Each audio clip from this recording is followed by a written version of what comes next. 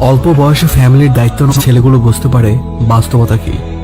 যে বয়সে তাদের বন্ধুদের সাথে ঘোরাফেরা করে দিন কাটানোর কথা, সে বয়সে তারা ফ্যামিলির দায়িত্বভার মাথায় নিয়ে ঘোরে। একমাত্র তারাই বোঝে জীবন কি।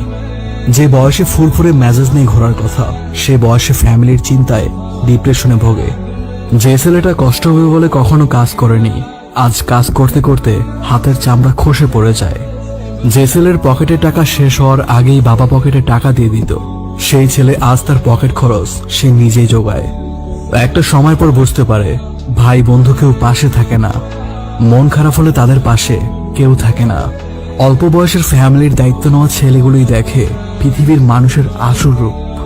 ফ্যামিলির একটু ভালোর জন্য, সুখের জন্য তারা স্যাক্রিফাইস করে দেয় তাদের জীবনটুকু। অল্প বয়সে ফ্যামিলির দায়িত্ব নেওয়া মানুষগুলোর শেষটা সুন্দর হোক। অল্প বয়সে ফ্যামিলির দায়িত্ব নেওয়া ছেলেগুলো বুঝতে পারে বাস্তবতা কি। যে বয়সে তাদের বন্ধুদের সাথে ঘোরাফেরা করে দিন কাটানোর কথা, সে বয়সে তারা ফ্যামিলির দায়িত্বভার মাথায় নিয়ে ঘোরে। একমাত্র তারাই বোঝে জীবন কি। যে বয়সে ফুরফুরে মেজাজ নিয়ে ঘোরার কথা, সে বয়সে ফ্যামিলির চিন্তায় ডিপ্রেশনে ভোগে।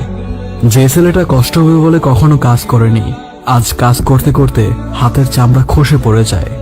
যে ছেলের পকেটে টাকা শেষ হওয়ার আগেই বাবা পকেটে টাকা দিয়ে দিত, সেই ছেলে আজ তার পকেট খরচ সে নিজেই জোগায়। একটা সময় পর বুঝতে পারে ভাই বন্ধু কেউ পাশে থাকে না, মন খারাপ হলে তাদের পাশে কেউ থাকে না। অল্প বয়সের ফ্যামিলির দায়িত্ব নেওয়া ছেলেগুলোই দেখে পৃথিবীর মানুষের আসল রূপ। ফ্যামিলির একটু ভালোর জন্য, সুখের জন্য তারা স্যাক্রিফাইস করে দেয় তাদের জীবনটুকু। অল্প বয়সে ফ্যামিলির দায়িত্ব নেওয়া মানুষগুলোর শেষটা সুন্দর হোক।